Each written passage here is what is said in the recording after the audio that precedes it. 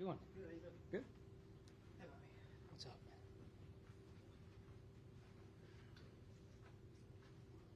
You guys back there, give me the green light when you're ready. Landry, how long you had that hat, man? A while, man. Hey, you got. I mean, it's got I got a little. It's got a little character. Yeah. I've talked about Bobby's hats. I got a big hat guy. No, that's like my style of hat too. I can't. Is what it is. Yeah. Yep. Go ahead, guys.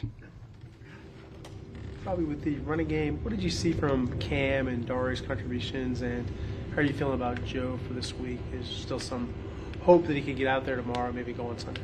Yeah, really everybody that's kind of, up in the air has been working, and, they're doing everything they can to get back, and we'll see where that goes as really all the way across the board. As far as Cam and Dare, I thought they ran pretty well with what we were given. There were a couple plays in there that I know if they could have back in some one-on-one opportunities in space, they would like to capitalize on that a little more. But then at the critical moments, they made the big plays. Cam had a big run where he was able to cut back, bounce all the way outside, made a couple people miss. Dare, obviously, in the pass game, catching some checkdowns and doing what he felt he wanted to do in the run game on some of those. So we were close. It's something we're continuing to emphasize, continuing to strain. We definitely took a step in the right direction this last game, and we got to keep getting better. You said close. CJ said close yesterday. What specifically to run the ball effectively needs to be done to not be close anymore? Because it seems like we've been saying that for a few weeks. Like what needs to be done to get the run game that y'all are trying to get? Yeah, it's really, the run game is one where everybody has to be tied together. I think we keep referencing how close we are as far as like the conviction in what we're doing, and that's showing up on tape, regardless of what we're going against. We had it the first week against Indianapolis, and then what happens usually is you start going against different schemes, and it plays out very different, and then it kind of weighs you down for a while, and it's taken longer than we all would have wanted to get back to what we want to do across the board. And then once that's rolling, which it's starting to get there, and then everybody's seeing it the same way. The back seeing the same spot that he has to hit, the O-line really seeing the same crease that we want to get to. And that takes time. We got to we're running out of time, but we got to get to a point where everybody's seeing it the same way pretty fast, and that's what we mean when we say close. It's showing up more now than it has in the last couple of weeks. What has stood out about Diggs through 4 games, and what have you learned about what he does best on the run tree? Yeah, I'd say the number one thing is he's just an ultra competitor. He was extremely competitive when we're on the field and when we're rolling, and he wants to do anything he can to win. When I say competitive, so that applies to the team, that applies to his fellow teammates. He's been awesome in that regard. Anytime the receiver room or the tight end room or the running back room makes a big play, he's one of the first to celebrate. And it's even on individual routes when he's away from the ball, when he's number one on as far as the target goes. Like, he just wants to win every down, and it shows up everywhere. Now, route tree wise, he could really do anything. And we've tried doing a lot of different things with him: short, intermediate, deep. We've moved him around a lot, which just helps open up the offense. It helps him. It helps other players on the team. So, I have nothing but great things to say. First down play calling, from like maybe game plan to feel of the game to who's available at that moment in the game. You guys had some success throwing the ball on first down, and late in the game running the ball on first down, but for a good portion of the game, first down was not good running the football. So what kind of goes into the decision-making process of, hey, I want to put this in the air on first down, I'll keep it on the ground on first down? Yeah, a lot. I don't think it was any different running the ball on second down early in the game. Like, if you're not running it well, you're not running it well, and we do run it well, you do run it well. So I don't first, second down, especially when we're staying on track, and it's 2nd and 6, 5, 4, 3. That's not all that different from 1st and 10 to us in the way we would look at it. And I would say it took us a while in the run game. It really took us a while to get into it. Now, we didn't have as many, like mental mistakes in the run game as we had in the weeks past. But we did have some technique errors and some things that we were off early on that kind of ironed themselves out. And then as far as the first, second, like your mentality when you go into the game calling it, a lot of that has to do with what the defense gives you, like we've been talking about. We've been getting a lot, probably more than I've been around, of just shell, of people that know that, we got receivers that can go play and we got a quarterback that can throw. And I think the way they call the game, you can see that. And the more we can try to break them from that, it just helps the entire offense. It opens up a lot of the passing game, particularly in the intermediate level. Y'all been pretty aggressive into halves, trying to steal points. Was it kind of a little bit different against the Jags in that you had Blake out there, you didn't know if Laramie was going to be there, so you're kind of trying to balance aggressiveness with not just, for lack of a better term, throwing him to the wolves? Because I noticed that first play after the 2-minute warning, you let 45 seconds go off. D'Amico said, y'all got the field goal. Were y'all maybe not as aggressive because you didn't want to leave Blake on an island? Yeah, I can't tell you. No, we were trying to score. Like, we were trying to get points. It's always a starting point, and then as soon as we get in the field goal range, our mindset on offense is let's get 7. But I'm trying to dig into my memory. If I remember correctly, I thought we had like 1st and 20 on like the -50, and then the first play it was a 23-yard gain to Nico, and it was snapped at the 2-minute warning, and then it was 1:15 left. So the 45 seconds went off, and then the penalties. Yeah, I think that part's pretty common around the NFL. You don't, when you have 3 timeouts in particular, you don't need as much time as you think to move the ball down the field. Where it really got tough was when we got to the 1st and 20 situation, where we're back on the -50, you're out of field goal range. You can quickly put your defense in a tough spot when they have 3 timeouts also. So navigating that to still get in the field goal range and then still creating an opportunity where you have shots at the end zone was probably the hardest part there, which we were able to do, wish we would have been able to pull it off. Today is CJ's birthday. Happy birthday, CJ. Yeah, right on. 23. When you think about what he's done so far at his age, think about what he's done and the kind of future he has in front of him. Yeah, I mean, I could only imagine. I think all of us think back to what we were doing when we were 23, and it's not what CJ is going through and living right now. So I just think it's really cool to have the relationship we have and to know the person, CJ Stroud, and what he's about and how he lives that every day. And that's even regardless of football, like the human he is outside this building to other people and how much he cares about other people and the kindness in his heart is really, I think, for a 23-year-old in the position he's in, I think it's incredible. So I'm just fired up that, we get to keep rolling. What are the things you're missing most when Mixon's not in the game? What are the things that are hardest to replace with the running backs you have when Mixon's out? I wouldn't say it has really anything to do with the running backs we have. I think, Joe Mixon is Joe Mixon, Dare is Dare, Cam is Cam. I would tell you, Joe, when he runs, he's extremely physical, and he plays with absolutely zero hesitation. And it's probably his greatest strength, not to mention he's a large individual, that plays that way. And that shows up on tape. He's just very convicted in how he does everything. When it comes to you guys running the ball successfully, you guys specifically, not like the run game, just in general, how much would you prescribe that you guys need to have the mental fortitude to want to run the ball, like up front, the lineman, versus assignment football, like doing your job? Like where?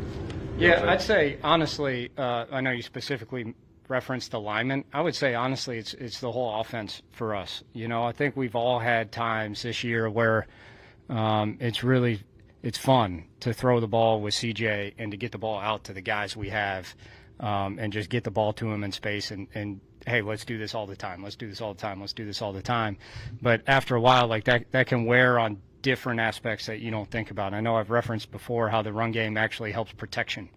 It can help receivers take some snaps off so that the next rep, when they got a route that they got to run, they can run that full gas and they can set up a leverage they want to set up because we set it up in the run game, not on a pass play. It really all ties together, and the conviction in that all the way across the board is really important. Now, I'd say I've seen that from our offense for really since Indy. That really hammered for us here the first time. It was like, oh, we get it. We can all see this.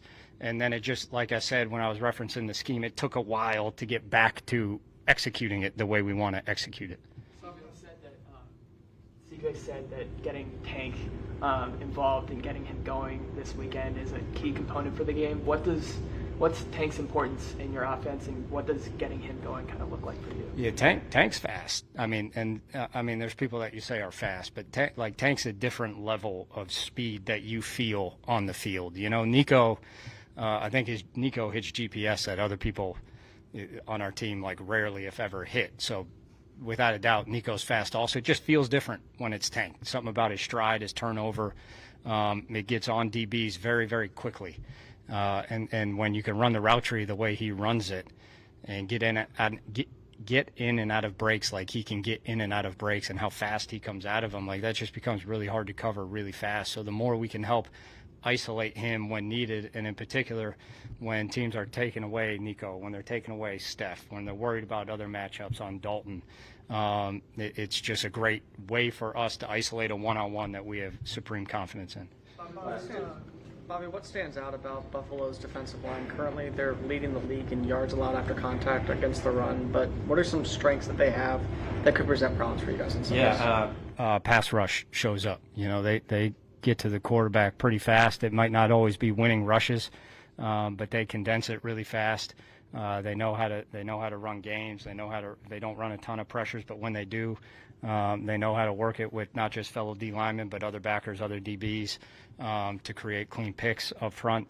It's a challenge for us in the pass game that you know, we can have a firm pocket, and then in the run game, they play really sound. You know, I know the stat they have as far as like what their run statistics are, but they actually play a pretty solid run defense. When I watched the tape, Baltimore seemed far more like an anomaly than the norm. They had some mental mistakes that happened that created some plays that really haven't shown up on their tape. They might give some yards in the run game, but over the course of a game, they don't believe you're going to keep doing it and keep doing it. Eventually, they're going to get you to a third down, and they're pretty good in third down. So it's a challenge for us. Bobby Babbage, first-year play caller for the Bills. After 4 games, what kind of feel can you get, you know, or a book on what he likes to do in certain situations? Yeah, I mean, 4 games worth. You know, not to sound generic, but you know, everyone's got their own flavor, their own personality when they're calling plays. Their defense, their structure is the same as it was last year. Honestly, to really notice a difference in these first 4. Really had to deep dive into like very, very minute specific situations. But generally, I would say, I would guess the reason Bobby is able to do it the way he's doing it, call it this year, is him and Sean see the game through the same lens. And from what I've seen, that's what it looks like. Thanks, Bobby. Yeah, thanks, everybody.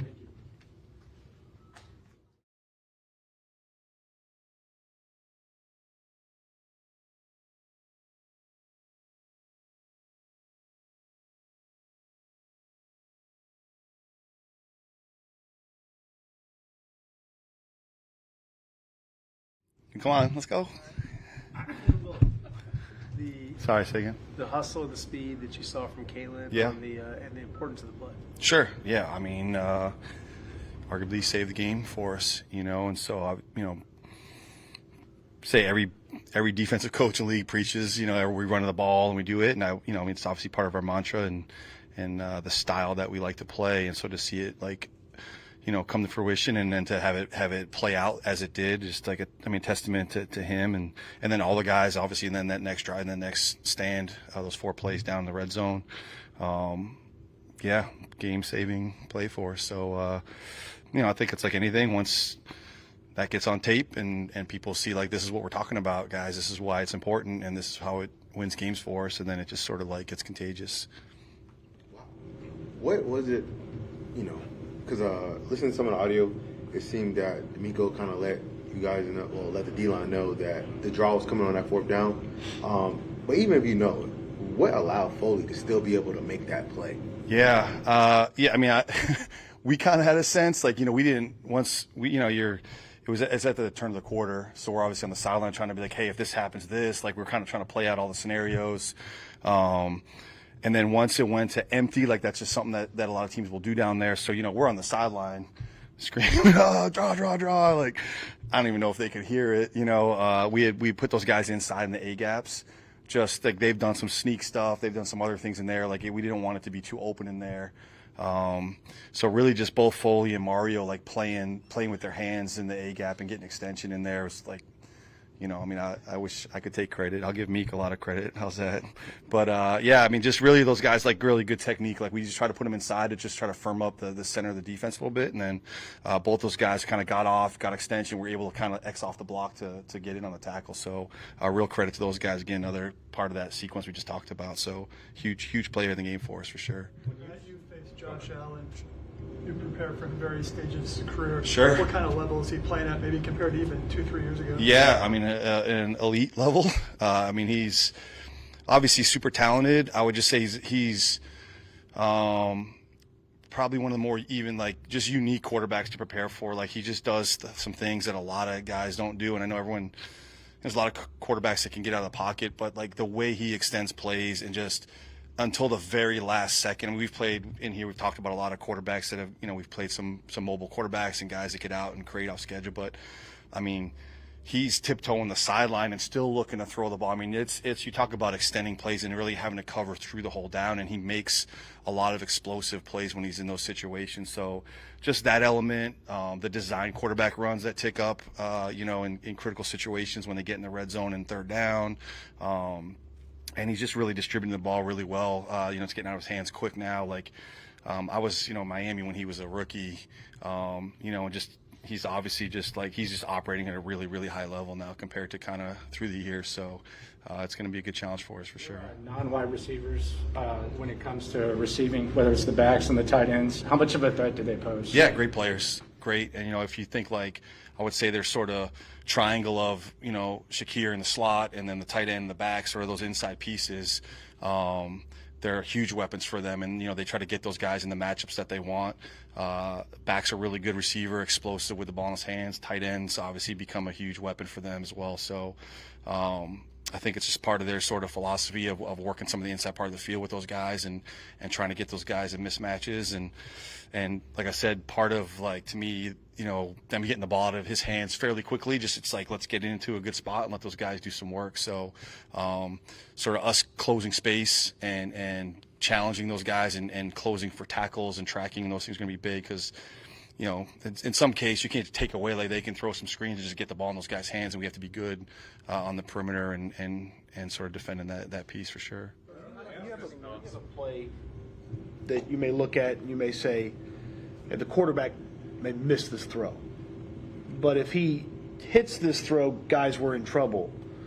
Like, how do you reconcile plays like that, where maybe you would put the result of the play on, hey, the opposing quarterback missed it, but we can't let this happen because if he hits it, we're in trouble. Yeah, no, I mean, we don't, like, the result of the play in terms of, like, us coaching the defense doesn't matter, right? Like, if we have a bust, like, sometimes it's not taken advantage of by an offense, but, like, obviously you can't count on that. You know, we have to make sure that we're playing our style. I mean, again, I'm sure obviously not to be cliche, but, you know, it goes back to, like, we worry about, like, us doing us the right way. And if we're not in the right spot, regardless of whether it's costs us or not, like, at some point it will cost you. So we don't coach off of, like, oh, hey, that was an overthrown ball, or that was an incomplete pass, we're good. Like, no, if we're not in the right spot, like, we have to address all those issues and stuff. And even things that maybe we weren't totally wrong on, but, like, hey, this could come back to us, or what's, you know, oh, hey, like, this is showing up. What's an answer? What's an offense going to do to try to attack that now? And how do we counter that if that comes up? You know, I mean, that's part of what we do is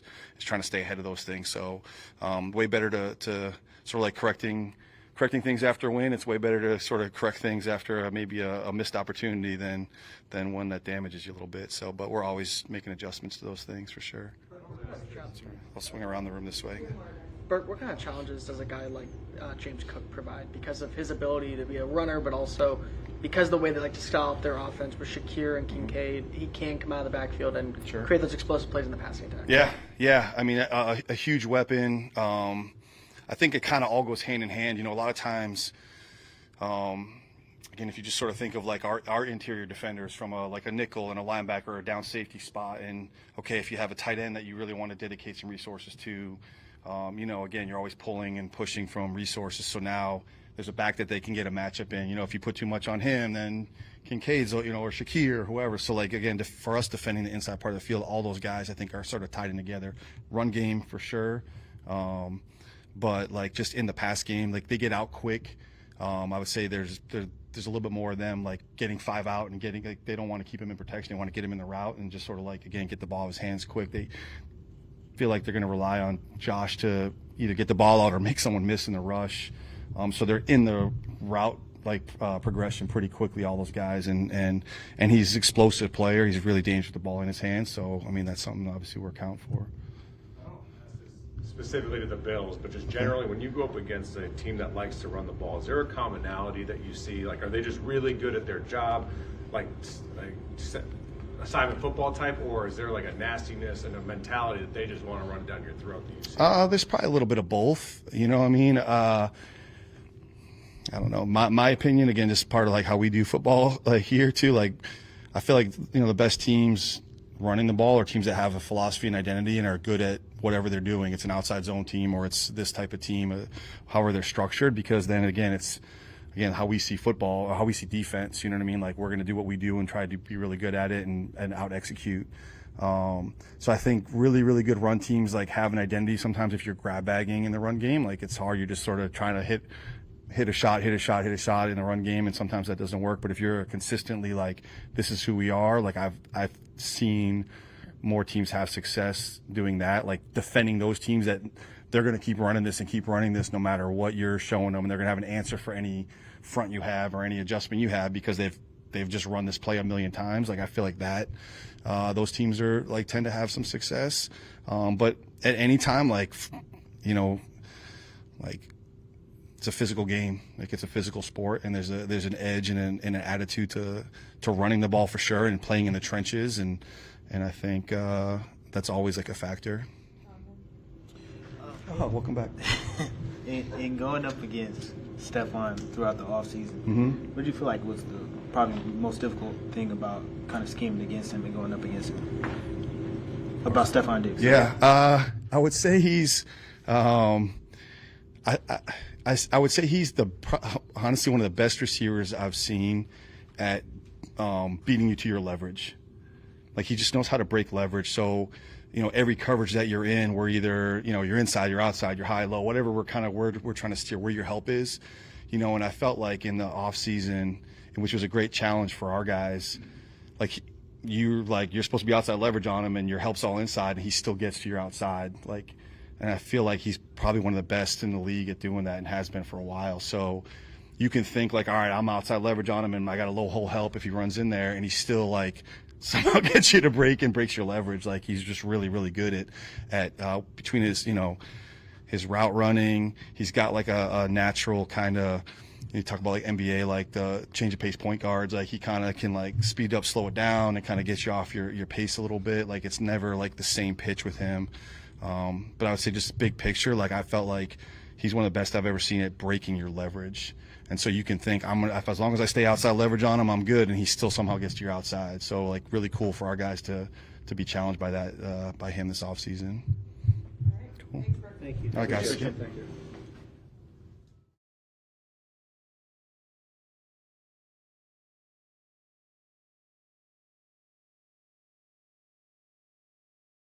Juiced up for the new unis, and then no, I was a marketing major in college, so I get business and all that stuff. But just wear matching gloves to whatever uniform they're wearing. Because Dari came off to the sideline and he goes, "Coach, I'm wearing black gloves," and they had on white jerseys.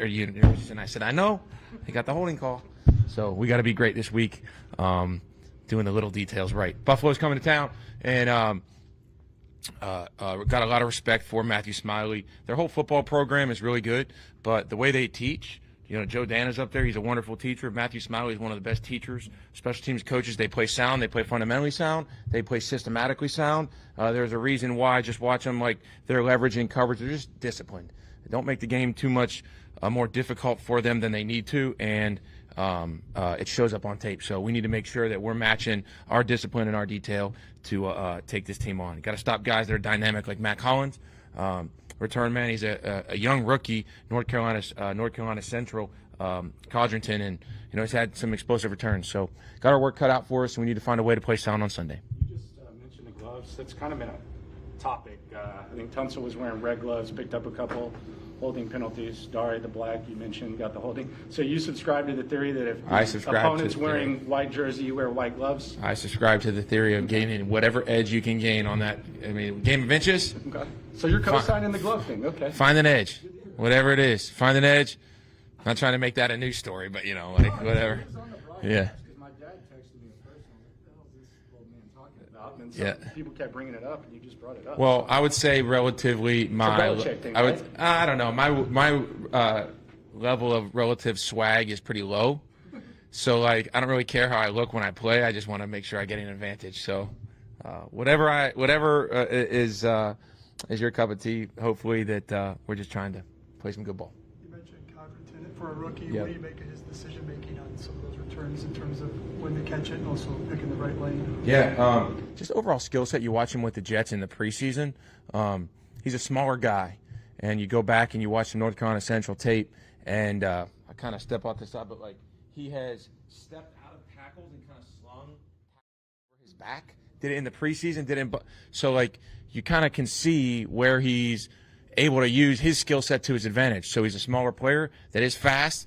Like a 180-pound guy in the NFL is not a big human being, but for him to have that kind of contact balance and spin out of tackles and still have the acceleration to get vertical, you got to make sure that you're able to fold in coverage against somebody who might spin out, if you will, of a first tackle. So got our work cut out for us, and I think that it's been impressive to see a guy who's, essentially, a long shot to make it. Before you know it, bang, 53-yard explosive return week one. Everyone's like, who's this guy? So kudos and props to him for getting to this point. We got to make sure we defend him on Sunday. Go ahead. Good. Sure. Second time in the first month, special teams hands the other team the ball. Hands them a touchdown. Yeah, we got to be better. Just that doesn't matter what it is in the core four, in our third phase of the game, in our core four units. The goal is to maximize field position, eliminate leaky yards in coverage, making sure we're playing sound, and take care of the football. So got to be better there, and making sure that our offense and defense, we need to be an assist point guard, set them up for success. So we got to be better. Similar question, but on Steven, so you take him out, tries to make the fair catch, like you just said, gives them the points, but you then put him back in, and then you take him out. Going forward, how do you feel about Steven? He's made a lot of plays for you. He scored a touchdown in the playoff game. Kind of, what's the thinking with him after a tough game? Yeah, and who here, in their athletic careers hasn't had a moment that they're not super excited to, have in their playmaking history. So everybody at some point is not going to perform their best. The goal is to eliminate your weaknesses, accentuate your strengths, and whoever's out there on Sundays, you want to make the winning touchdown catch, kick the winning field goal, and then do the little things right between the first quarter and that end of the game. So it doesn't matter who's out there. We just have to make sure that at the very minimum our standard is do our best to get ourselves a first down for the offense, eliminate that first down, get that started already, and go from there. So everybody's accountable. Make sure we play good football across the board. That's what successful complementary football teams do. When you look at a guy like Sam Martin, been in the league forever, just his ability to keep plays inside the 20 without it leaning into the back of the end zone, just how hard is it to kind of prepare for that? Yeah, a lot of respect for him, and I think just they're the epitome of what I just had mentioned. Previous question was complementary football.